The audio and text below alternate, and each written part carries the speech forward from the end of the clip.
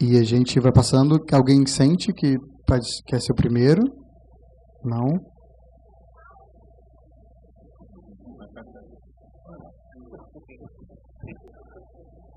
Boa tarde a todas, boa tarde a todos. É um prazer muito grande estar aqui, comungando ideias, comungando expectativas, esperanças, sensações, sentimentos. Eu acho que esse é o tipo de congregação mais importante que o ser humano pode promover. Mais do que qualquer liturgia, mais do que qualquer ritual, mais do que qualquer tradição, sem querer desmerecer nem as liturgias, nem as tradições e nem os rituais. Mas nenhum deles se presta mais a nos tornar unidos enquanto humanos do que a comunhão das emoções. E hoje, talvez muito mais do que em tempos remotos, a gente esteja convivendo com uma série de violências de uma forma quase banalizada. Nós já não nos chocamos mais quando vemos certas manchetes de jornal, certas chamadas na televisão, certos filmes que, até para nos divertir, usam da violência. Hoje nós temos expedientes da cultura,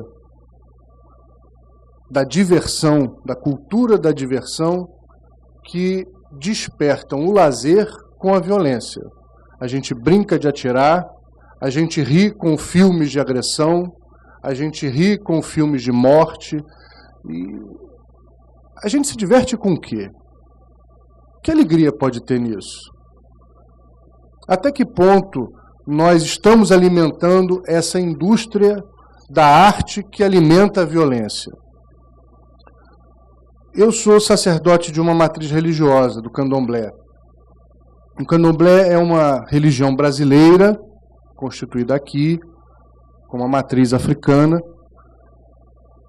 que se moldou, se lapidou, ou foi lapidada, dentro das circunstâncias geográficas, sociais, culturais. E hoje ele tem, o Candomblé é um molde, uma tradição. Conserva todo aquele poder ancestral de chamar o homem a se reintegrar à natureza.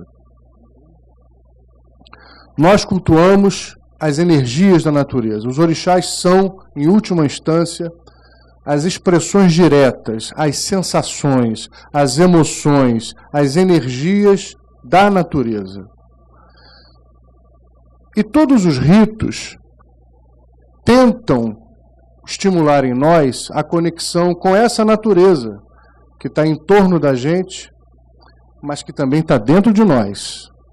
Se nós não conseguirmos encontrar dentro de nós aquela energia primordial que está em conexão com o nosso destino, que está em conexão com os nossos propósitos, que está em conexão com as nossas emoções, nós estaremos desequilibrados.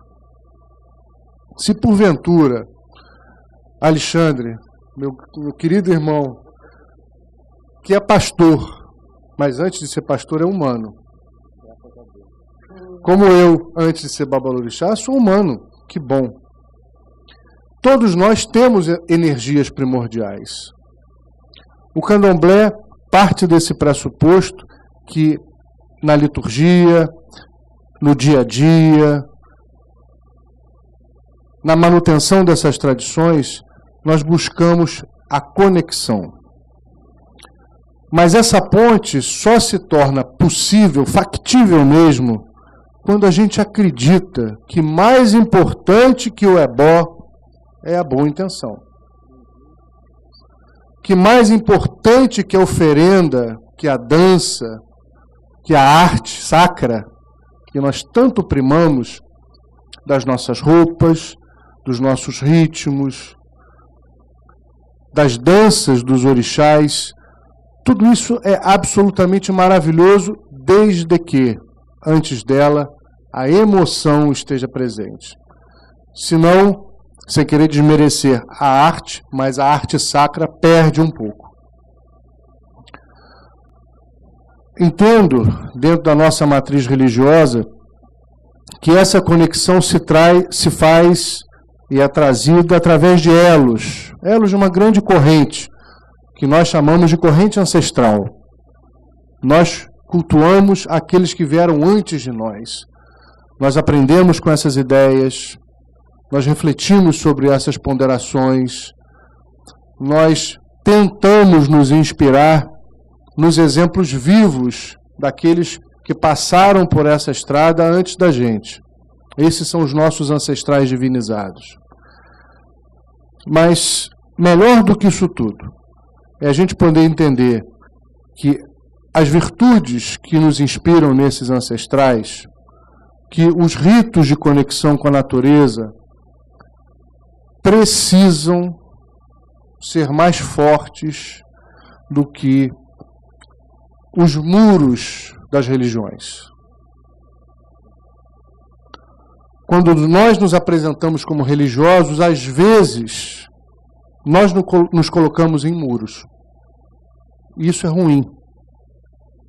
Porque a religião boa é a que abre portas, a que derruba muros, a que pode construir pontes. Portanto, no ímpeto de nós mantermos valorosas expressões tradicionais, nós também precisamos entender por que elas se tornaram importantes.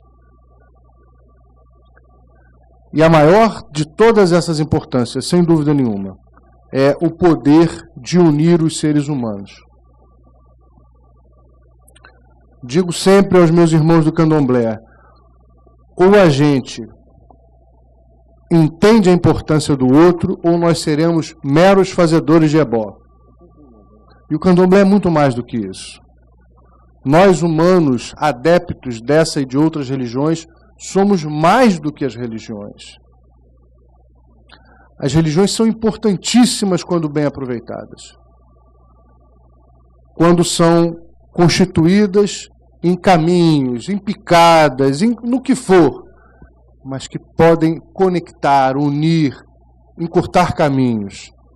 Mas quando as religiões, e eu estou incluindo a minha, claro, quando as religiões se encastelam nas suas verdades, quando os sacerdotes se acham muito mais importantes do que as verdades que eles tentam passar, nós não começamos, nós terminamos esses caminhos.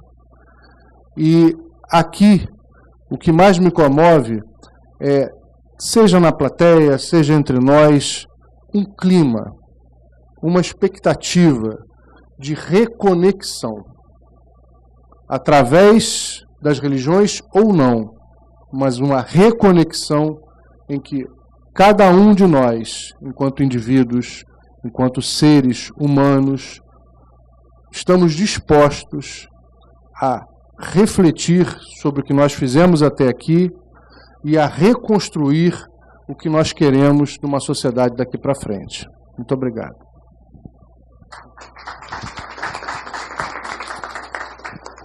Queria começar agradecendo o privilégio que a Mônica me deu de estar aqui essa tarde.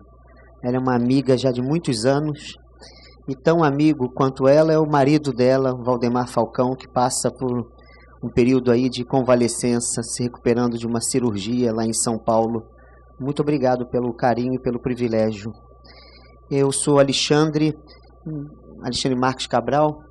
Se for falar da minha espiritualidade, eu diria que ela é realizada em alguns setores da minha existência. O primeiro deles é na minha convivência, sobretudo a convivência com os mais próximos, que são os meus familiares. Ser pai já é espiritual demais para precisar de céu para compensar a terra. Tenho 2 filhos, e são 2 filhos que são doutores em teologia, porque eles me ensinam muito mais do que a quantidade quase que infinita de textos que eu tenho que ler, já que a minha vida acadêmica também é muito intensa. Sou professor na UERJ, tenho que orientar tese, fazer coisas, dar curso.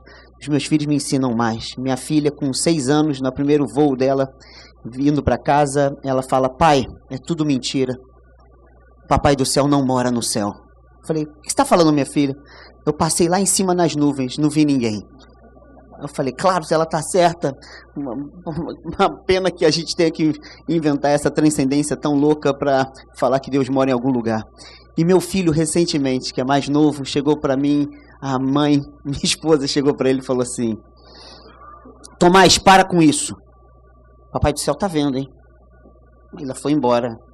Ele virou para mim, não sei porquê, e falou assim, pai, papai do céu é bobo, né, cara? Eu falei assim, não sei porquê. Não tem mais o que fazer, fica me olhando aqui na terra. É um Big Brother, né? E o cara chato pra caramba fica notando o que os outros fazem. Ali é um lugar de desenvolvimento da minha espiritualidade, na concretude dessas relações, sobretudo com casamento, que é sempre um mistério mesmo dentro da rotina do cotidiano. Depois, na minha vocação profissional, sou professor e dou aula tanto na UERJ quanto no Colégio Pedro II, no Departamento de Filosofia, né, dos dois. E tem que pesquisar, tem que publicar, tem que fazer muita coisa, apesar do Estado não nos pagar. E ali eu assumi a cátedra de Filosofia da Religião e algumas disciplinas ligadas, como metafísica e tal, logo depois do Leonardo Boff ter se aposentado, ficou muito tempo ninguém sem essa cadeira, e eu assumi, então toda a parte ligada à filosofia, diálogo com a religião, está geralmente sob a minha responsabilidade. Então, orientei já há 2 anos a primeira tese no Brasil, na verdade no mundo, sobre Nietzsche e o Candomblé, o meu amigo Márcio Jagum. Então a responsabilidade grande, e ali a espiritualidade é desenvolvida, mesmo no meio intelectual, ela é, me parece, bastante desenvolvida. Mas no âmbito religioso eu sou pastor por acidente, eu ia ser padre e acabei sendo pastor. Por causa de um jesuíta matemático, um americano, que me falou para eu ser um pensador cristão leigo, para eu não entrar nessa furada, e acabei assumindo essa responsabilidade depois que um amigo pastor, Neemias Mariem, falecido junto com Jonas Rezende, falecido também ano passado, me chamaram para ser pastor há 17 anos. Na nossa comunidade, nós somos presbiterianos, de tradição calvinista do século XVI, mas ecumênicos e radicalmente ecumênicos. Márcio de Jagum já esteve lá algumas vezes. E não é ecumênico no sentido de política da boa vizinhança. A gente vai lá e se mescla. A nossa fé é vira-lata, no sentido que a gente tem que se metamorfosear por meio da diferença do outro. Eu fiz Bori, ebós não sei quantos. Estive agora, minha esposa se tornou médium, neta de pastor, se tornou médium da Umbanda. Aí me chamaram lá, o Preto Velho, para falar no centro, terça-feira passada, e disseram que eu estou cheio de preto velho e preta velha. Aí eu falei, ai, que bom, adoro cultura negra. Aí eles falaram assim, não, mas também tem Exu. Eu falei, ai, também gosto, velho, genial, Exu, gente boa beça. Puxa, tem a ver com caminhos, com movimento, com comunicação, no caso do candomblé. Aí, de repente, falou que eu tinha uns caboclos. Falei, ai, é bom índio também, cara. É uma religião brasileiríssima, onde os excluídos são protagonistas daquela expressão de espiritualidade. E, de repente, disseram que eu tinha judeu. Eu falei, pô, melhor ainda, Jesus era judeu. Aí falaram que eu tinha uma galera que não sabia nem de onde era, a entidade falou. Aí falou assim, mas hoje você vai ter que falar aqui, meu filho. Aí eu falei, mas eu só vim aqui para dar um abraço no Preto Velho. Ele falou assim, mas o Preto Velho quer que você pegue o linguarudo, que é isso aqui. Aí eu fui lá falar. Chegando lá, comecei a quase entrar em transe. Eu falei, caramba, nunca tive esse negócio. Comecei a entrar num estado de consciência alterado. De repente todo mundo começou a me aplaudir. Até hoje eu não sei nem o que eu falei. Aí saí do terreiro, voltei ao normal. Falei, que desgraça de pastor é essa? E aí todo mundo começou a me aplaudir. Pastor, que cara bom. Eu falei, mas eu não sei nem o que eu falei. Ele falou assim, mas não era você. Eu falei assim, pô, então para que serve eu ser pastor? Eu estudei tanto tempo. Moral da história. A gente criou uma espiritualidade comunitária baseada na mescla, no pronome nós, onde está no Pai Nosso de Jesus e no Pão Nosso também partilhado pela mesma oração. Ao mesmo tempo, na minha comunidade vão ateus e eles vão falar, monges, monjas, vão ciganos. Amanhã tem 2 tarólogos que vão jogar carta lá para a comunidade, antes e durante o culto, para arrecadar dinheiro para uma mãe de santo que faz um trabalho social que nós ajudamos. Essa mãe de santo foi pastora da Igreja Renascer, quando foi lá na nossa igreja no passado, incorporou a vovó Cambina, e a vovó Cambina das Almas autorizou ela a voltar a ser pastora entre a gente. Ela é pastora e mãe de santo, e está com a gente. Mas mais do que isso, se eu falar o nome Leonardo Boff é o patrono da comunidade. Se eu falar a quantidade de coisas que pessoas já passaram lá, mas uma coisa mais importante é que a nossa espiritualidade é lúdica. Isso está nos nossos documentos. As nossas religiões, elas não riem. Tudo é sério, é chato demais. Deus é chato, às vezes os orixás são chatos, as entidades são chatas, os livros sagrados são chatos. E a gente não transforma aquilo, como disse o Milô Fernandes, a graça a Deus ser engraçada. E lá a gente conta piada, nossa liturgia tem poemas, Vinícius de Moraes, Fernando Pessoa, Mário Quintana, música popular. E lá a gente conta piada no meio do culto, a gente ri da gente mesmo e a gente ri até de Deus. Richard Niebuhr, que era um teólogo protestante do século XX, ele disse que a oração começa com a gargalhada e termina no orgasmo. A gente, às vezes, inverte. Começa com o orgasmo e termina com a gargalhada. Mas o fato é que a gente tende a pensar que não dá mais, no século XXI, para pensar um Jesus com a cara amarrada. Nem uma espiritualidade que pense no céu em detrimento da terra.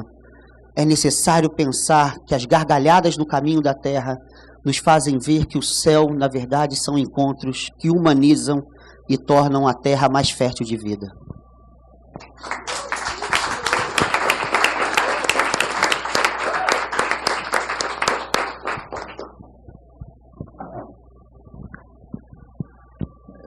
Boa noite ou é boa tarde? Boa tarde, eu sou Álvaro Dantas. Estava um pouco tenso aqui, porque meio que caí de paraquedas na mesa. Eu vinha para a mesa anterior e depois não vinha mais, e aí acabei vindo e de repente estou aqui. E agora, depois da fala desses dois queridos, comecei a ficar menos tenso. Eu pensei, faz sentido eu estar aqui. Eu sou constelador familiar, trabalho com terapia há muito tempo, mas ouvindo aqui o Alexandre, faz muito sentido compartilhar um pouco, talvez, do que eu sinto como espiritualidade na minha vida atual. Eu nasci numa família kardecista e, num determinado momento da minha vida, resolvi migrar para a Umbanda, me tornei iniciado, né, num terreiro de Umbanda e aprendi muito o que a espiritualidade é de verdade num terreiro de Umbanda. Aprendi muito o que, eu não sei o seu nome, o Márcio falou sobre a natureza, o quanto que o que há de espírito há no natural. E o quanto que essa natureza está toda dentro de nós. E o quanto nos afastamos dela, tentando ser humanos. E talvez esse seja o maior desafio da nossa vida, né? Nós nascemos humanos e passamos a vida inteira tentando ser humanos. E talvez, e eu fui aprendendo isso ao longo do tempo, basta a gente aprender a ser, né? Eu tenho 4 filhos, é um desafio. Tenho 2 netos e penso que viver a espiritualidade é a convivência, é poder entender que aprender e educar é algo que está na relação, é algo que acontece a todo instante e que nos eleva no momento em que percebemos que uma criança sabe mais do que nós. E uma criança, muitas vezes, se ela tem ambiente para isso, ela nos espiritualiza e mostra quem somos nós, né? E o ambiente que se permite é o ambiente do afeto. E o afeto não é esse afeto que pensamos como algo que dá tudo certo e carinhoso e amoroso. É sempre amoroso. O amor, sem dúvida, é o maior guia da humanidade. Pelo menos é o meu. Mas esse afeto é o afeto que atravessa as relações, que atravessa o corpo. E nem sempre isso é fácil de receber, né? Então, quando eu penso e sinto, ao ouvir um filho dizer, por exemplo, isso, né? Não, você não sabe o que você está dizendo, eu sei, né? E não engolir esse filho e não impedi-lo de falar, isso tem muito de espiritualidade dentro desse lugar.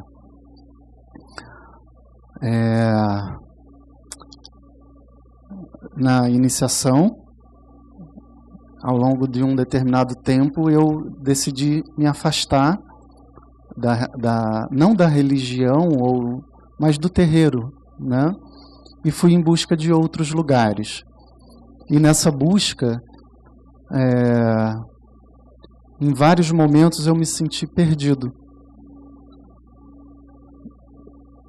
E eu encontrei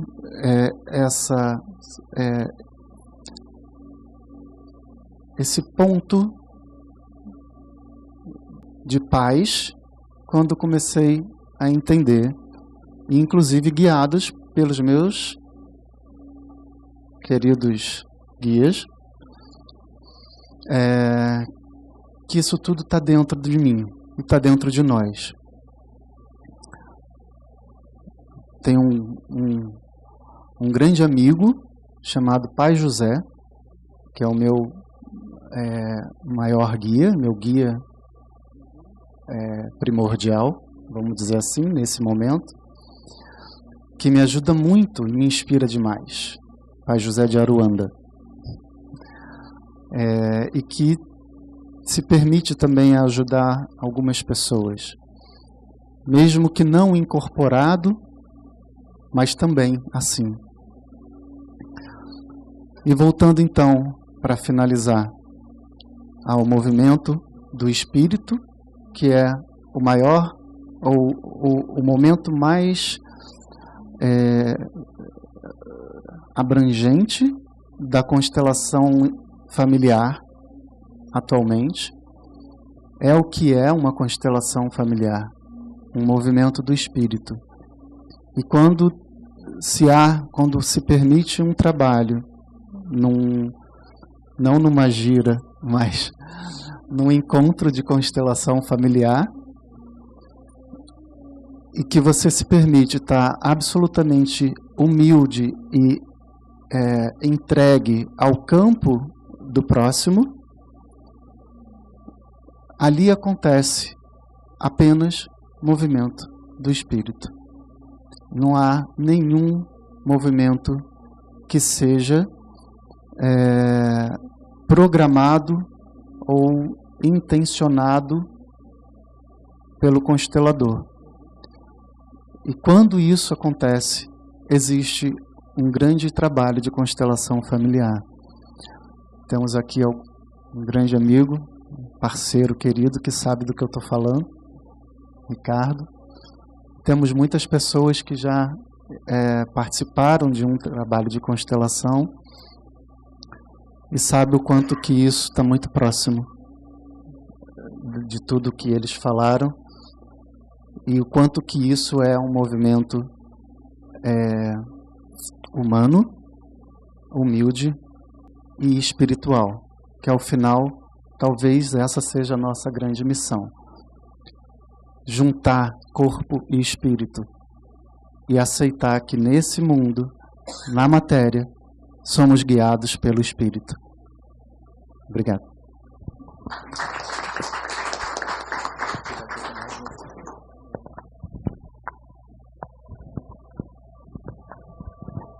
Olá, amigos e amigas. Meu nome hoje é Prema Devi. Meu nome de batismo foi até um momento Márcia Beatriz. Prema Devi foi um nome recebido pelo grande amor da minha vida, que é o meu mestre espiritual, Siri Prembaba. E quando eu falo grande amor da minha vida, eu digo que todos vocês o são, porque todos somos um. Então, em primeiro lugar, eu quero expressar aqui esse amor e essa gratidão de ter tido a oportunidade de estar ecumenicamente com todos vocês, não importando muito de que religião nós viemos, até porque as religiões, até um presente momento, elas fizeram a prática de muitas coisas, mas esqueceram de uma prática primordial, que é voltar-se para o que a etimologia da própria palavra traduz, que é o religare, né? Que é o nos religar com a conexão. E se nós somos um e somos uno, nas suas mais distintas manifestações, as religiões são apenas um símbolo dessa amorosidade que nós estamos tendo a graça de compartilharmos hoje aqui, com os nossos corações entrelaçados, com as nossas religiões entrelaçadas.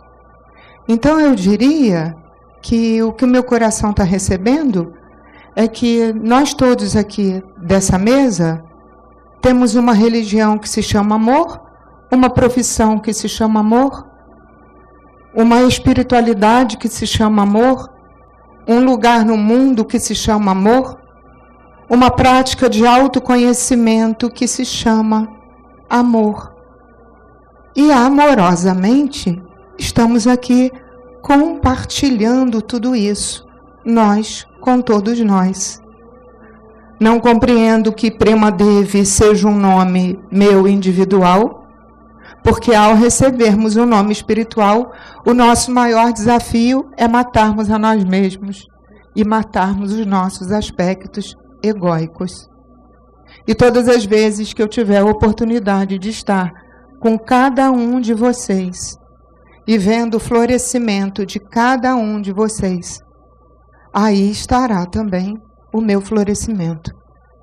Então entendo que prema, que tem como significado da palavra amor, é uma frequência amorosa.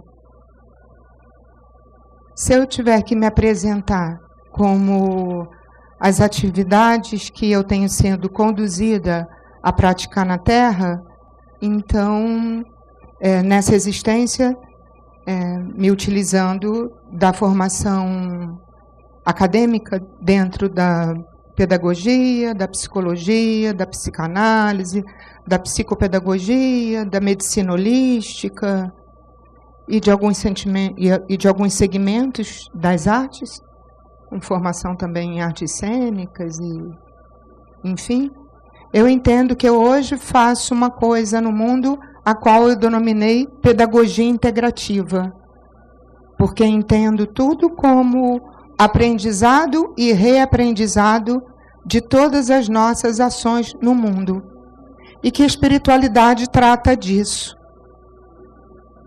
né? Somos seres espirituais vivendo uma experiência terrena. Somos todos seres espirituais vivendo uma experiência terrena. Então, não vejo separado em momento algum nenhum desses chakras que se complementam, que se iniciam no chakra da cultura, no chakra da agricultura, ou da cultura dessa agricultura, né, e se expandindo, né, até a transcendência. Então, tenho compreendido que nós somos, sim, facilitadores e seres comprometidos com a criação de união. E é essa criação de união que eu estou vendo nesse encontro e que eu estou vendo também nessa mesa. Essa criação de união que nos congrega consteladores de um amor maior, candomblecistas de uma natureza divina, pastores que nos levam e nos elevam à comunhão de todos. Monges, acredito que da Ordem Rosa Cruz, né, que nos traz a rosa de uma cruz não mais crucificada em dor, em medo, em culpa e em pecado, e por tentarmos entender e para tentarmos todos nós juntinhos compreender um pouco disso, precisamos então voltar um pouquinho só ao que todos nós, na verdade, fazemos parte. Não à toa, o evento de hoje está acontecendo no dia de São Sebastião, 20 de janeiro. E ao caminho daqui, eu recebi algumas palavras, né? E disse, bom, vamos levar para lá e lá a gente vai entender o que aconteceu. Então eu vou compartilhar com vocês, né, a compreensão que eu ainda não tinha e que me chegou agora. Então lembremos no dia de hoje de Sebastião, mas não o Sebastião, rei português. Um Sebastião humilde, um soldado romano, que por ter tido muita compreensão com os cristãos presos, levados ao sacrifício, com os doentes, com os famintos, com os desvalidos. A imagem daquele São Sebastião que a gente tem ainda todo crivado de flechas, associado aos que vêm ao Mestre Jesus ainda crucificado. Perdurou, em certo modo, perdura os séculos, e é muito curioso manter o martírio dos grandes guerreiros, trazendo sua vitimização como forma de santificá-los, né? Então a gente é fruto de uma história de humanidade em que a gente acabou, querendo ou não, e seja lá por que caminho foi, compreendendo que era sobre amor, medo, dor, culpa e pecado, martírio e sofrimento, né? Já nascemos partidos e somos separados do nosso laço primordial, da nossa mamãe. Nascemos chorando e apanhando, e para isso a gente é feito para aprender a respirar. E tenho compreendido que, na realidade, é sobre união, é sobre integração, é sobre tudo isso junto. E estou compreendendo com muita graça e gratidão ao meu coração que é isso que a gente está aqui, fazendo juntinhos assim, essa mesa toda, né? Mostrando para vocês que religião somos todos nós. Inclusive quando estamos dotados de toda a nossa vocação de ateus, de agnósticos, de céticos, né? Porque religião, espiritualidade, é o nosso espírito eterno na atualidade. E atualmente a gente já entendeu que é sobre todo mundo junto. A gente já entendeu que a conjugação é de um nós. Mas voltando ao aniversariante do dia, que é o Sebastião Santo, o Sebastião Preto Velho, o Sebastião Menino, o Sebastião Ancião. Muitos pensam que esse Sebastião tenha lutado ao lado de portugueses contra franceses calvinistas. Mas entre o seu nascimento e a batalha se passaram 13 séculos. E durante a triste mesmo, triste expulsão desses franceses, não à toa, soldados, mamelucos, índios, teriam visto o guerreiro, sim, o guerreiro Sebastião, com sua espada, defendendo, não à toa, a cidade do Rio de Janeiro. E como acaso e coincidência não existe, 20 de janeiro fora então a data desse conflito, e a liturgia com São Sebastião e o sincretismo afro-brasileiro que nós reconhecemos como Oxóssi. Então, que salvem-se as nossas matas, que salvem-se as nossas terras, que salvem-se as nossas Gaias vivas, internas e externas, em amor, com todos nós, todos os dias, aprendendo e reaprendendo o presente de sermos efetivamente um. Quero agradecer a cada um de vocês. Somos todos pedacinhos uns dos outros, de todas as crenças, credos, raças e etnias. E como entendo que a arte, a música, a cultura, a espiritualidade e o autoconhecimento, que é aquela nossa coragem de olharmos para nós mesmos com ok desse tamanho imenso, imenso, quando estamos olhando para as nossas sombras ou quando estamos olhando equanimamente para as nossas luzes. Entendo que tudo isso que se configura numa coisa só, quando a palavra termina, que seja a musicalidade artística, que não à toa chegou hoje até aqui, que possa trazer para a gente um grande Prabuape Jagô, um despertar do amor, né? Que em sua tradução quer dizer que o amor desperte em mim, em você, em todos e em todos os lugares. E uma saudação a Gaia, a nossa terra, Mãe Divina. E antes dessa entidade humana complementar, Catiusca, pertencemos hoje à mesma egrégora amorosa, somos da mesma família espiritual do amor, de Siriprembaba, né? Eu convidaria a gente fazer esse carinho ao final da palavração de cada irmão aqui da mesa.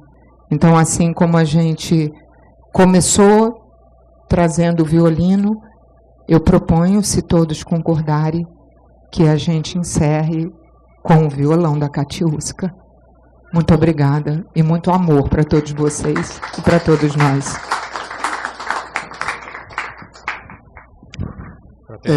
Só uma coisa, só lembrando, depois daqui a gente vai também fechar com uma banda de mantras, tá? Fraternais saudações. Meu nome é Cassiano Camilo Compostela, sou ex-monge beneditino e atualmente sigo de forma independente sob o prisma e o caminho da Rosa Cruz, estudante de Cabala e de outras associações, ordens e assuntos de natureza esotérica. Quero, antes de mais nada, agradecer ao digno frater Rodrigo Bastos, assim como a todos os outros organizadores, pelo honroso convite de estarmos aqui nesta tarde, neste dia de São Sebastião do Rio de Janeiro, para falarmos sobre evolução, espiritualidade, educação, crescimento e avanço. Pergunto aos senhores, quem se lembra o tema desta exata mesa? Pergunta à plateia, especificamente. Eu vou levantar porque eu não estou enxergando nada e eu não posso conversar sem olhar olho no olho. Alguém se lembra o tema da nossa mesa, gente? Conhecimento e curiosidade. Como? Vamos ouvir. Como? A arte e a espiritualidade, mas o quê? Como? Em cultura. Arte e espiritualidade. Enquanto os dignos nos traziam as reflexões de suas tradições, tomo aqui a liberdade de ir um pouco mais para frente para olhar os olhos, me veio ao coração a intuição de nos trazer aqui 6 princípios cabalísticos fundamentais. quais são os 6 princípios da Cabala base, que aqui nós, em 5 minutos, podemos resumir. Princípios esotéricos, princípios Rosacruzes, também princípios da mais alta antiguidade e espiritualidade, que tem tudo absolutamente a ver com a nossa primeira conferência Gaia Viva e com todos os temas que foram primorosamente colocados e desenvolvidos durante o dia. Pois bem, um dos temas de nossa mesa atual é o autoconhecimento. Este é o primeiro patamar, é o primeiro degrau, é a primeira chave e fundamento da Cabala. No antigo templo de Delfos, o oráculo de Delfos, estava justamente escrita a seguinte máxima: homem, alguém se lembra? Como, pastor? Homem, conhece-te a ti mesmo. Ou seja, o autoconhecimento, desde a mais alta antiguidade, é a base fundamental para a verdadeira espiritualidade.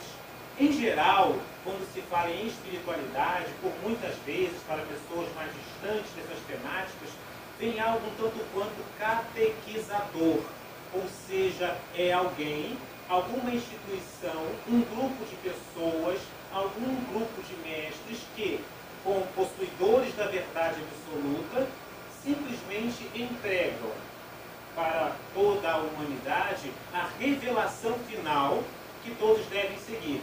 Quando, em realidade, a proposta de nossa primeira conferência, a proposta do autoconhecimento, a proposta da cultura da espiritualidade é o autoconhecimento. É eu conhecer a mim mesmo em primeiro lugar.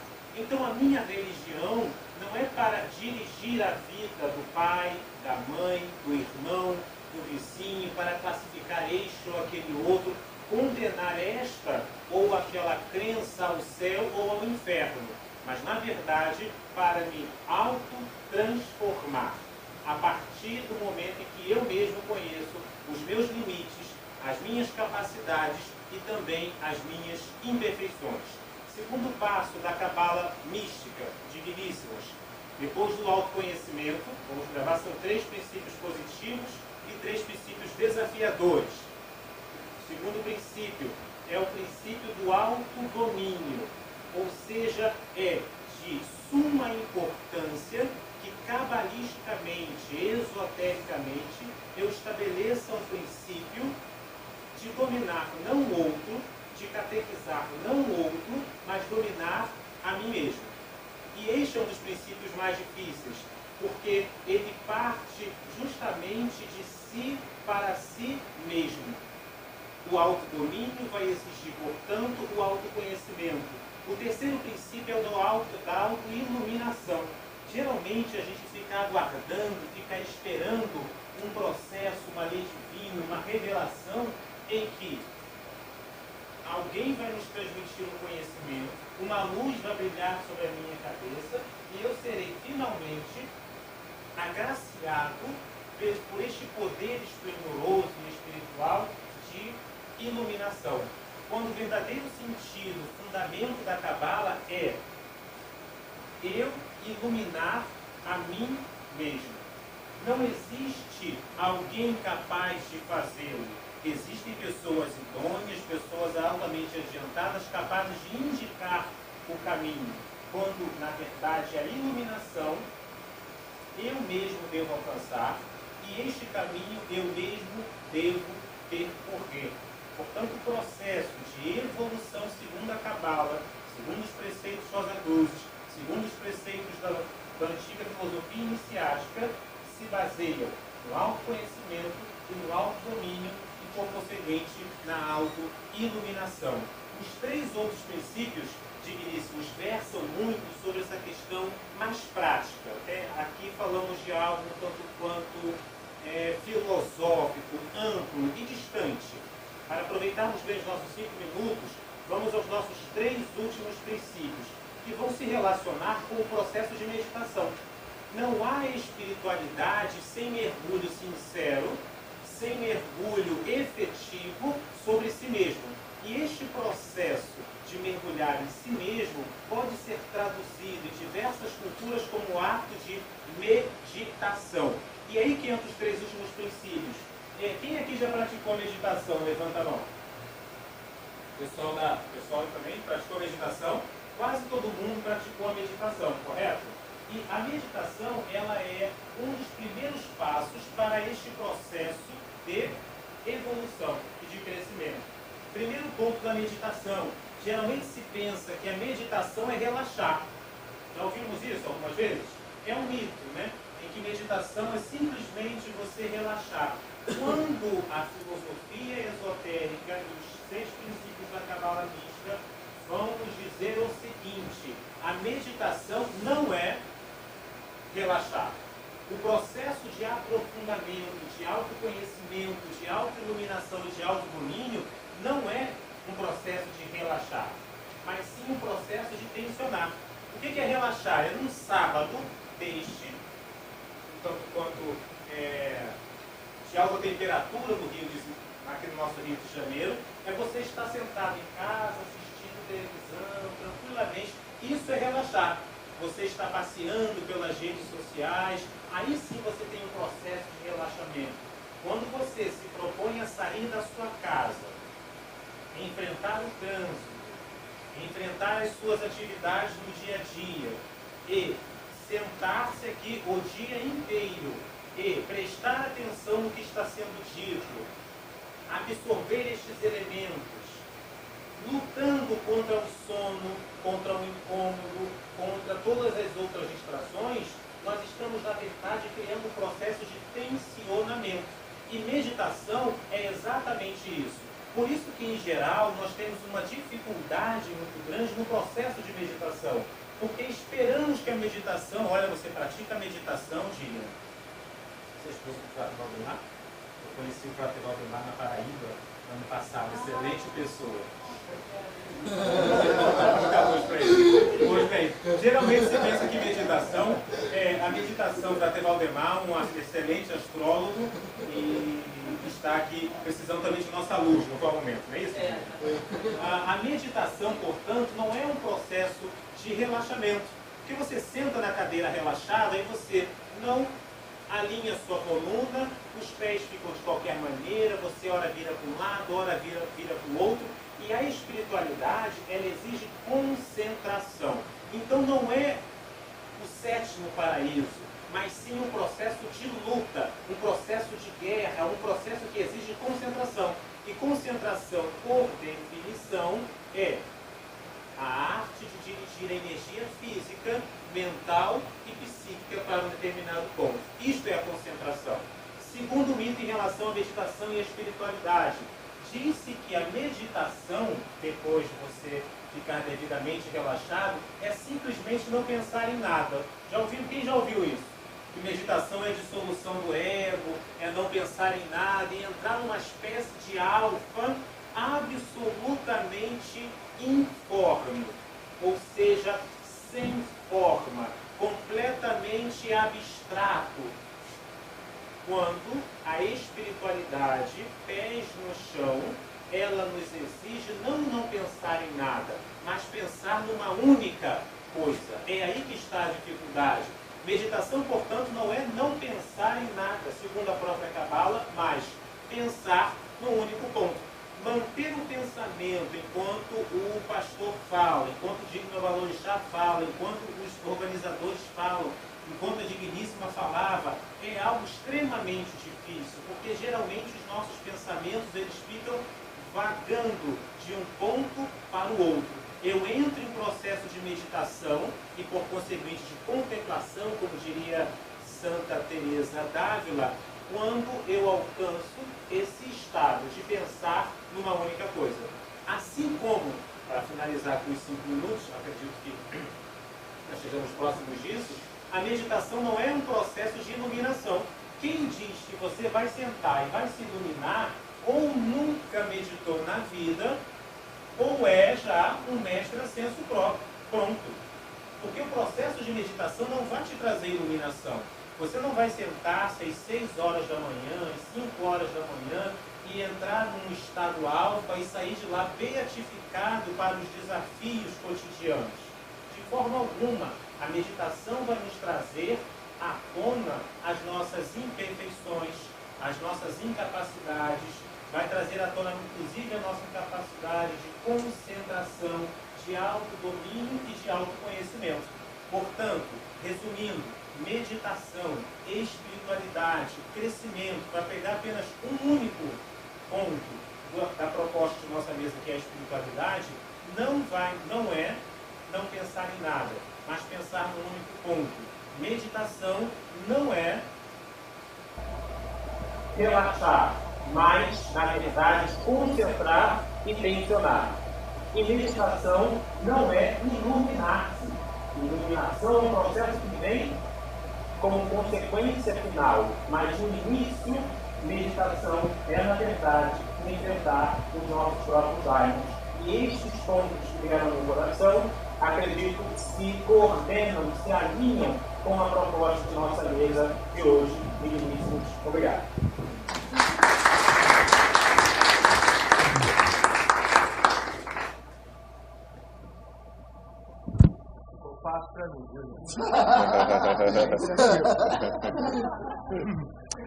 Boa tarde. Meu nome é Rodrigo Borges.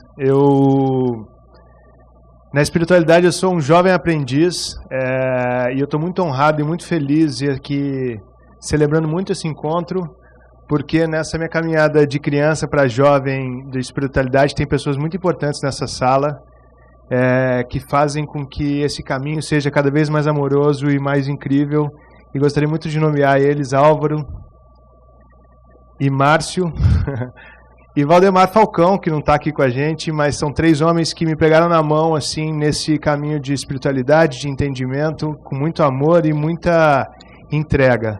E a Roberta, que é minha grande companheira, que está diariamente. Então, assim, eu estou muito à vontade aqui, estou bem tranquilo.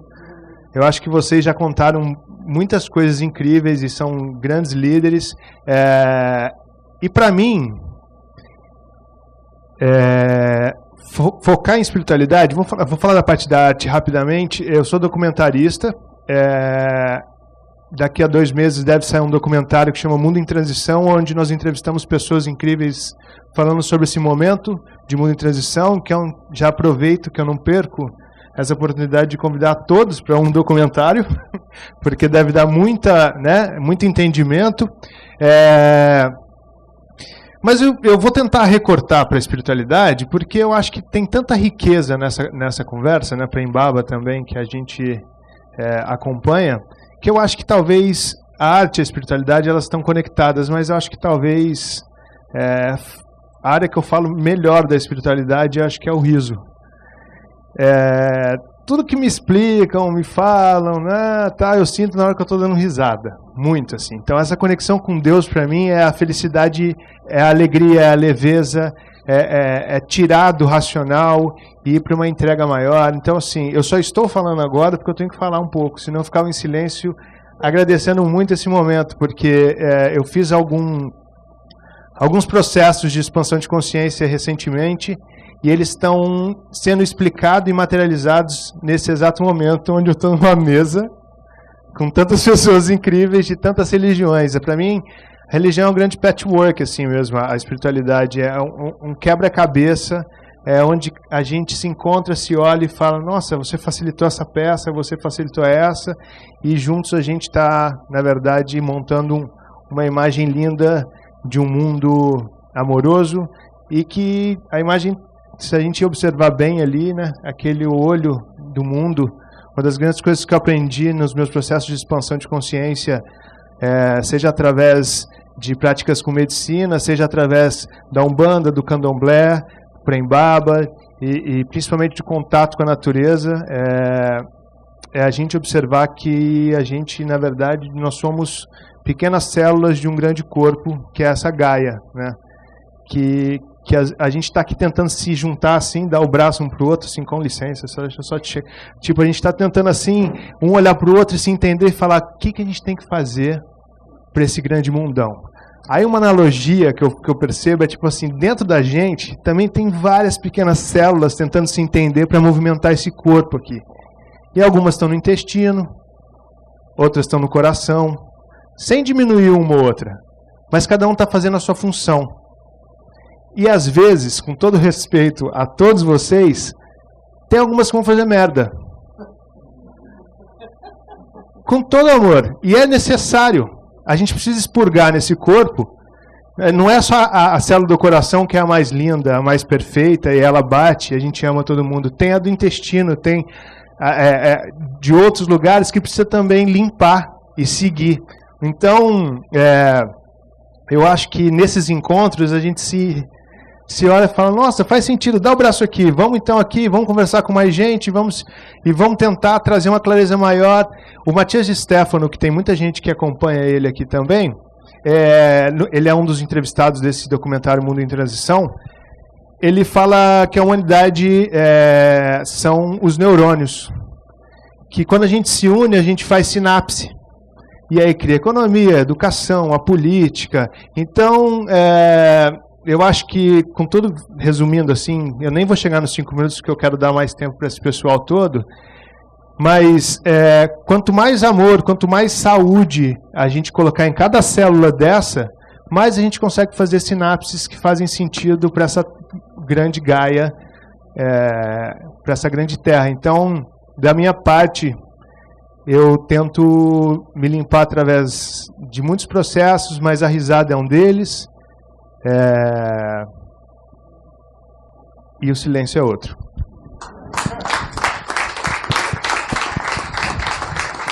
Queria só falar uma coisa também interessante, né? Disso da cultura, da arte, tá junto com a espiritualidade. A arte, quando ela veio para o mundo, ela é justamente a manifestação da espiritualidade através do corpo físico, né?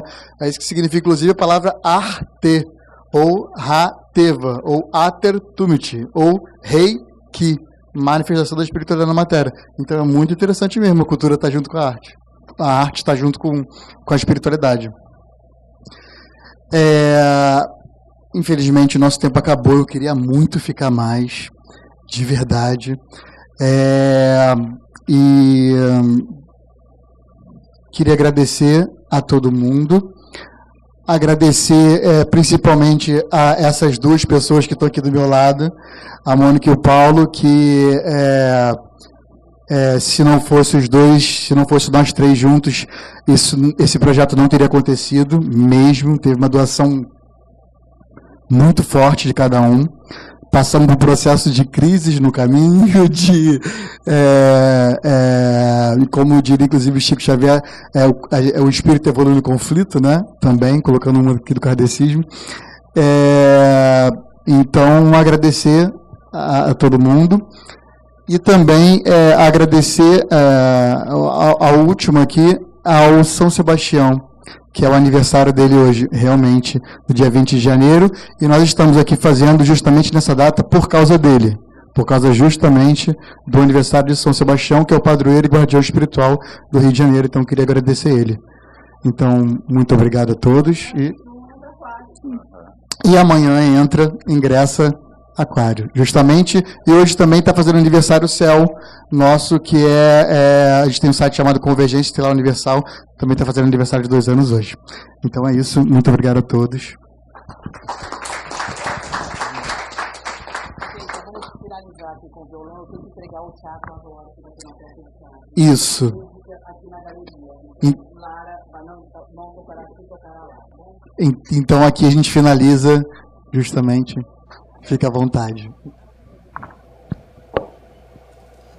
convido vocês a fazer essa junção de espiritualidade e arte, cantando. Vamos cantar um mantra, como a Dona Devi anunciou, e faz esse chamado para o nosso coração. Deus desperte. Deus desperte nós, em todos os lugares. E vamos trazer, convido vocês a trazer esse Deus como que cada vez mais a gente está aprendendo, que é como amar, né? Trazê-lo como amor. A gente se abrir para essa aprendizagem, né, de ser e realizar o amor aqui na Terra, né? É uma grande aprendizagem, só mesmo em união que a gente vai aprender a fazer isso. Então, o mantra, queria falar para vocês, quem quiser cantar junto em algum momento, eu quiser.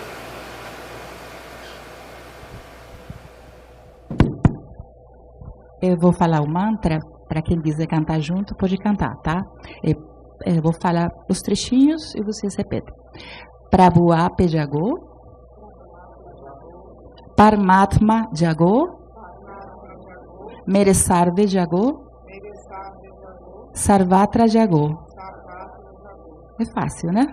Deus desperte em mim, em todos e em todos os lugares.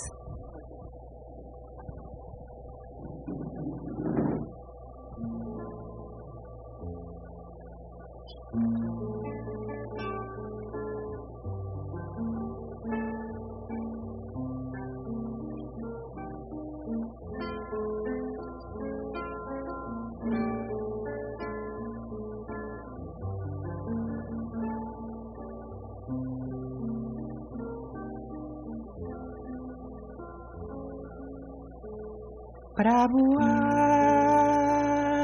Jago, Paramatma Jago, Mere Sarve Jago, Sarvatra Jago, Prabhu Ape Jago, Paramatma Jago, Mere Sarve Jago, Sarvatra Jago, Prabhu Ape Jago, Paramatma Jago, Mere Sarve Jago, Sarvatra Jago, Prabhu Ape Jago, Prabhu Ape Jago, Prabhu Ape Jago, Prabhu Ape Jago.